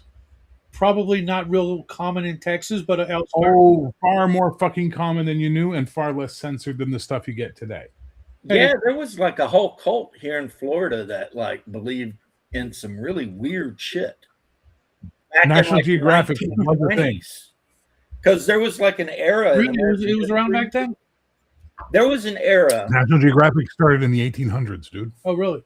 Yeah. National Geographic I've actually touched like 2 or 3 copies of my life. Journey to the Center of the Earth takes place in like 18-something. It's the Victorian age. In fact, the Victorians were really into this stuff. Yeah, and that's what I was trying to tell you, Shadow, is there's this period between like the 1800-somethings and then up till now, maybe, but especially back in the 20s and 30s, where there were all kinds of weird cults and belief in like crazy shit. Like most of the shit you think is woo-woo now comes from like 100 plus years ago. Some guys saying some woo-woo shit. Like, did you ever hear about the one dude who supposedly used an echolocator in LA and found that there were like tunnels all over underground in LA that had been dug like 10,000 years ago and shit like that? Oh, yeah, that's one of my favorites because that one gets debunked / covered up often. Yeah, I've actually seen a couple of them. And then, of course, there's the fact that you're not allowed to go to certain places within the Grand Canyon National Park ever. That's crazy. Yeah. That shit just blows my mind. You know, the fact that they'll send a helicopter down to run you off isn't really doing a lot to make you think there's nothing there. It's like, if there's nothing there, why are you spending all this helicopter money? Well, it's probably a military base now, but who knows what it was before. No, but the point is, and the point I was going to make is the more you show me.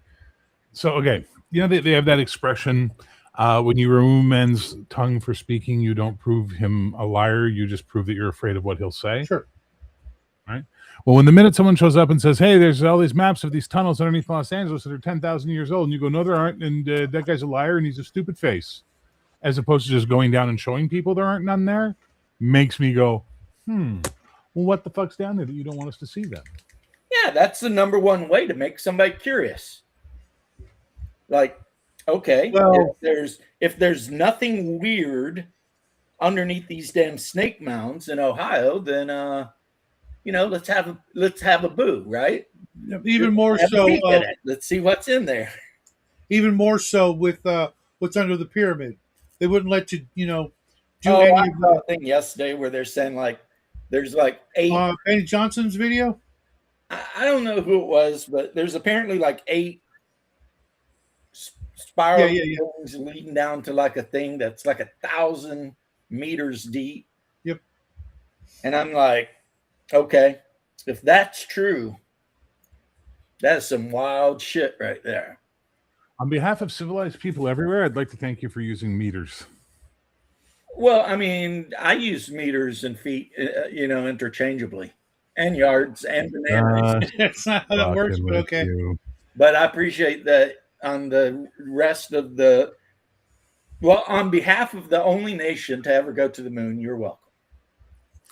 Yeah, well. But we do use, you can see where we landed with telescopes. No, we can see where the unmanned item would have landed. I found out something horrible the other day. You're adopted. No, I'd be fine with that. I prayed for that. Yeah, but I mean, I'm not because I've done. But anyway, no. The dog that the Russians put into the rocket and shot in space. Sputnik. Yeah, the heating, the heating thing failed while it was being launched into orbit, and that dog cooked. It was dead before it got to space. What's her name? Fuck. I can't remember her name. But I mean, no one wanted to admit that it happened, you know, because it's like embarrassing. You know, hey, we barbecued a dog, you know. Yeah. But to think that could have, if they hadn't fixed shit, that could just as easily been Gagarin, you know. Well, I'm certain worse fates befell some of the unnamed astronauts back in the day. Have you never heard of the shortwave recordings or whatever that the some guys in Europe got? Mm-hmm. I've heard of. Oh my God, this stuff is spooky as fuck. Now, of course, the Soviets say it's not real, and the CIA or the NASA says this. CIA, NASA, I get them confused all the time. Say no, it's fake, it's fake, it's fake. But these people in like Eastern Europe and the Baltics and the Balkans and all that, there was 2 or 3 of them. They recorded these radio transmissions from some of the Soviet cosmonauts, and it's them dying and calling for help. Mm-hmm. And like the Soviets denied there was one of them's this chick who was super famous. They deny she ever went up, including to the point where there's now a belief that they covered up the fact that the first person in space, the first human in space, was actually a woman that the Soviets sent up, and she died in orbit or in space, and they covered it up. But there's like these weird, and like they're really creepy, these recordings. Like you listen to them and you're like, okay, yes, I understand how this could be faked, but fuck if it's real. There's one, like you can hear his signal fading as his trajectory is taking him away from Earth, and he's just like cursing them out. Jason and I are going to go. It's cool shit. You still want to get off and probably get her done because you're not going to want to get up at 7 a.m. to do these 4. Hey, nice rack. Thank you. You're welcome. That is the most crazy shit, and I wouldn't, even if somebody sent that to me, I don't think I'd watch it. That sounds terrifying. It's audio. It's creepy. Well, I wouldn't want to hear that. You know? It's creepy. Well, my Russian's a little rusty, so I don't know what I'd be hearing, but you just be hearing people losing their You'd shit hear as they people realize dying. It doesn't matter what. Exactly. That's why I would be. But there's the one guy I really like a lot, which is the guy that you can hear him as his signal's getting weaker, which is clearly like he's, it's breaking up. He's fucking leaving orbit, like he's heading out into space, right? Like, and the guy knows he's gonna die, and he's just giving the fucking ground control shit the whole time, like a Russian. He's just like, I'm gonna die, but I'm gonna tell you guys why you fucking suck as I'm going. Right. See, in Fire Academy, we had to listen to the Charleston 7 call because it was all captured on the radio. What's that? I don't know what that is. I don't get the reference. A big furniture outlet store caught on fire, so they called in Charleston fire department, and 7 people went in, and it was so full of smoke, and they were searching around and blah blah blah. Long story short, they all died. And you can hear them on their radios talking back and forth, and one of the last things you hear is the captain of the team that went in, and he's just like, you hear the radio go, tell my wife I love her, and then that's it. And they all died. And it hits different when you know the people you're listening to were people.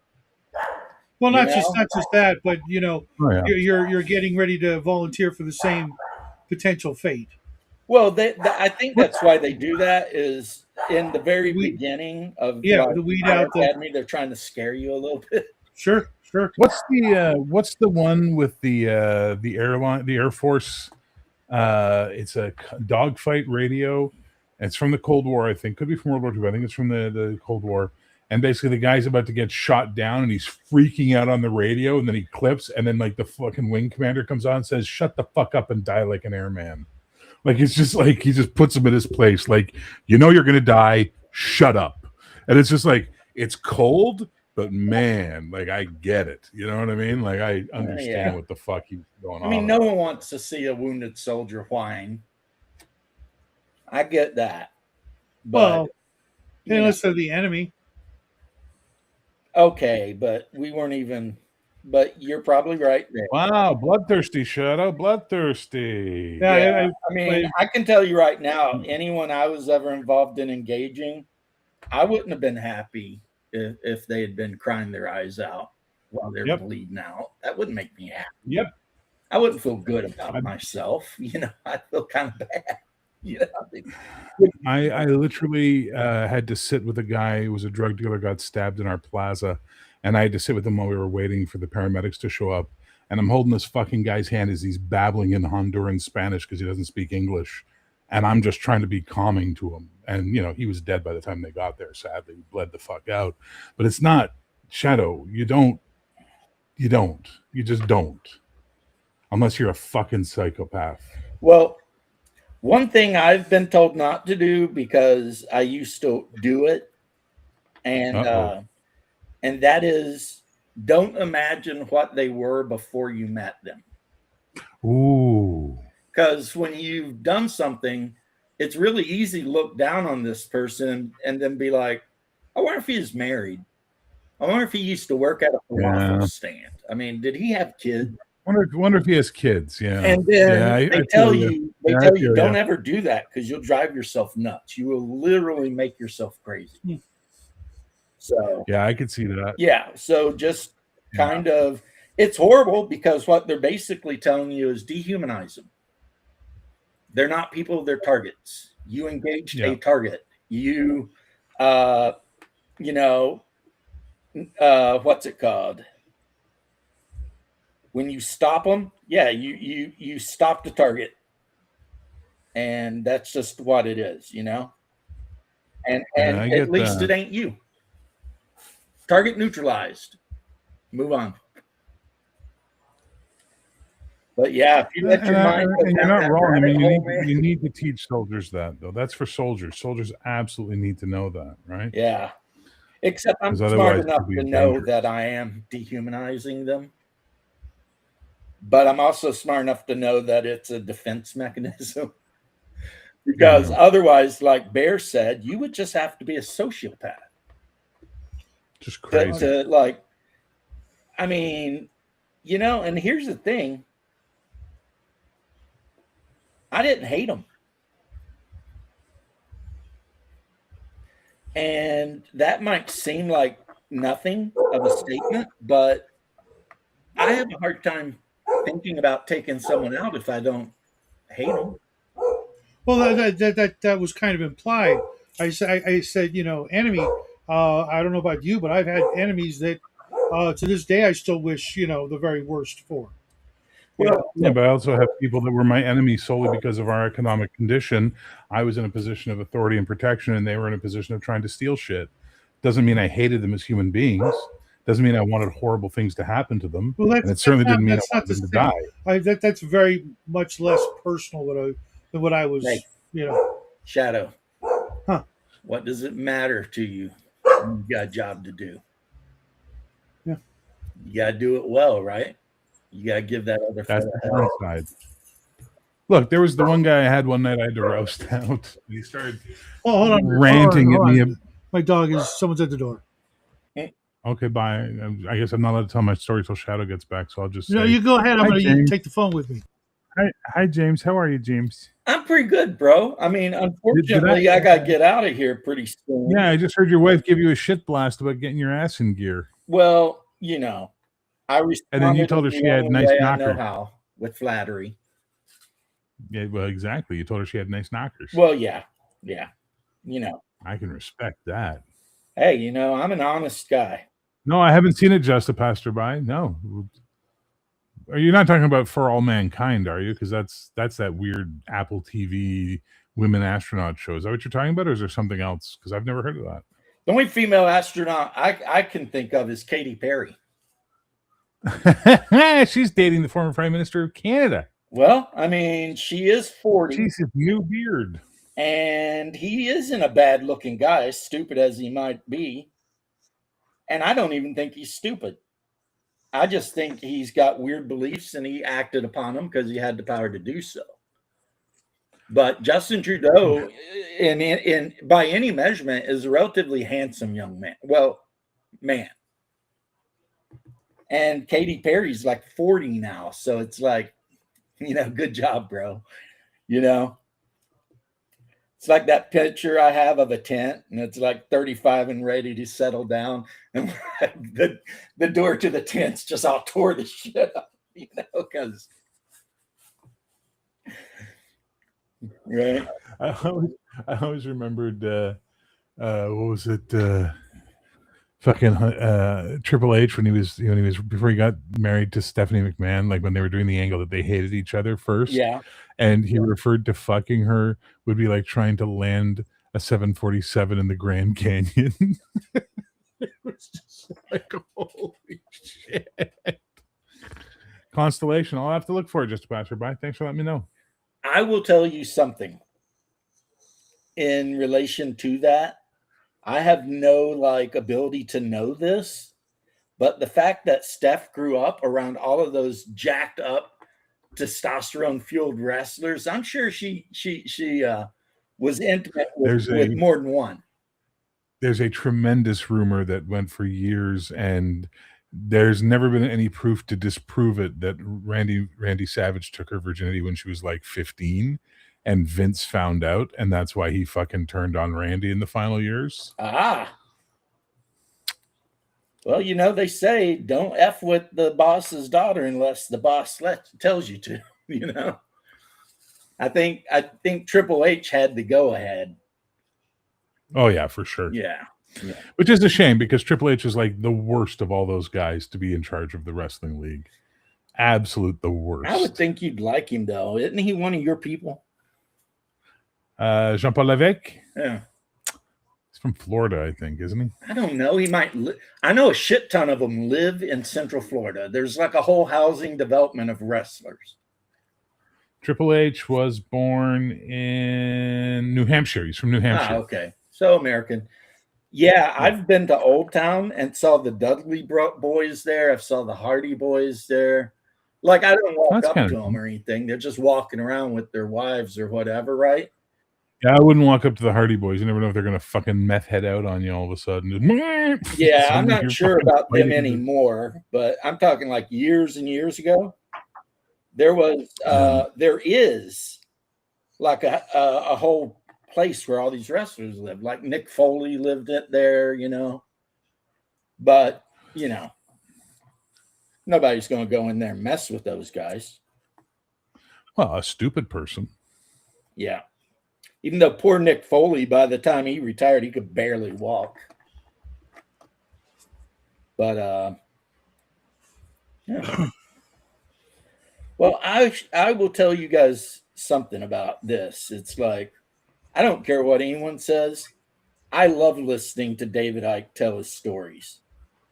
My buddy, so I used to watch, I used to listen to Art Bell when I worked at the adult video store in Vancouver, because I'd start work at midnight and put on 1440 AM and listen to Coast to Coast. I'd have missed the first 2 hours because we were 2 hours ahead or behind or whatever the case may be. I'd missed the first 2 hours. And then once I got into the show, I'd start listening to it when I got up before I go to work, and then listen to it on my Walkman on the way to work, right, with my little radio. And I remember the first time I heard the David Icke stuff, I was like, what fucking bullshit? This is so stupid. The Queen of England's a shapeshifting. Get fucked, David Icke. You're stupid. Then I came back to Montreal, and my best friend at the time, he's like, have you read the David Icke books? And I'm like, the lizard guy? No, man, I'm good. I don't need that shit. I'm good. I'm good. I'm good. And then one day I'm fucking just scrolling through YouTube. And because I look at a lot of UFO and stuff like that, I get recommendations. And one of them is the full 10-hour Wembley Stadium show he did.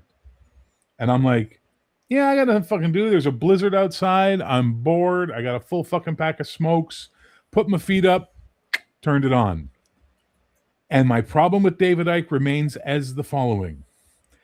everything he says makes perfect fucking sense. And you go, yep, totally agree with you. Yep, society's fucked. Yep, that's the stuff there. The totalitarian two-step, I get it. Yep, I'm with you. And then he goes, because they're shape-shaping lizards from the 8th dimension. You're like, and then then your brain starts going, but if he's so right about everything else, you know what I mean? It's funny because like other people have started Get doing away it. from me. Like Salty Cracker calls certain politicians lizard people now, and He's Yeah. the best. I've heard Steven Crowder say it a couple of times, and like all of these people online have started being like, that person's a freaking lizard man or some shit. And I don't think they mean it seriously, but you know, they're saying it though. And it's like, if that were true, would make the world more interesting, but that don't well, make more it. terrifying. If that were true, then what? Then that would mean we would have to ask ourselves, what else did R.E. Howard write about that might also be true? You know, because I think R.E. Howard invented the serpent men in his that's it. in one of his Mythology. short That's stories, it. and then H.P. Lovecraft No. kind of grabbed it and ran with it too. But I believe that's Yeah, but an what- R.E. Howard thing from the mythos. I think that's actually like an ancient mythology thing. I think some mythology already had that in it. Mhm. And I think you're 100% right, but I'm just saying, as far as like what you consider Westernizing it. popular fiction. Sure. But then again, like you pointed out, R.E. Howard could have been reading all kinds of shit. In the 1930s, you had what's his name running around teaching Thelema or whatever, and you know, you had all this crazy shit going on, right? The theosophy Crowley. stuff. Yeah. Yeah, you had Crowley. That dude was in the 30s and 40s. Yep. You know, I mean, like there was some crazy shit going on back then. Yeah, but he was Like, such you a know drug what? addict that I really can't. Do you know what a popular pastime in Victorian England was, Shadow? What? Sorry, I missed the last part. Victorian England. Yeah. Seances. Oh yeah, absolutely. Oh yeah. And They were- spirit photography. Like Yeah. if you think that you got people today looking into weird ass shit, we got nothing on the Victorian age. They were even up until the 30s and 40s that we don't like to get into. One thing that Indiana Jones got right is there was an entire regiment, organization, unit, whatever, that the no bad guy Germans had Certainly. that traveled around the freaking world trying to collect artifacts. The Thule Society. Yeah. Yeah, I've heard it. I've never heard it called that. I've heard it called the Thulian or. So in German, the way that word is pronounced is Thule. Okay, I believe you. I'm But just saying. in English, we'd call it Thule. And I think Thule sounds way cooler than Thule. Well, so, R.E. I'm with Howard you. heard of Thule from somewhere because I think he mentioned yeah, because in his story, the Mirror of, I can't pronounce the name, is clearly based on that whole concept. But so I You need to be mean, that guy, like your wife's gonna murder you, dude. yeah, I'm getting. I'm just reminding you. Yeah. So I don't the want you to be idea in that trouble. you know play Call of Cthulhu in the 1920s is a lot more understandable now, right? Oh yeah. Since the 1920s was like the height of occultism, I'd say the Victorian era was probably more or the so, which is Victorian why era. Yeah. I'd say Call of Cthulhu is more better in the Victorian era for me. Well, you can buy the book. Another- You can play it in the Victorian. Another guy most people don't realize or talk about, who was even into it more than anybody else I can think of, was Sir Arthur Conan Doyle. He was absolutely. He and his wife were just like up to here, deep in that stuff, and you'd never guess it from reading Sherlock Holmes. But oh my God, were they into that stuff? Like hook, line, and sinker. Well, anyway, as Bear said, it is time for me to adieu. Have a great weekend, guys. So yeah, you guys have the best. Maybe I'll catch something if you're on later. I'm gonna be doing a radio show as soon as this is over. So yeah, come over for some tunes later.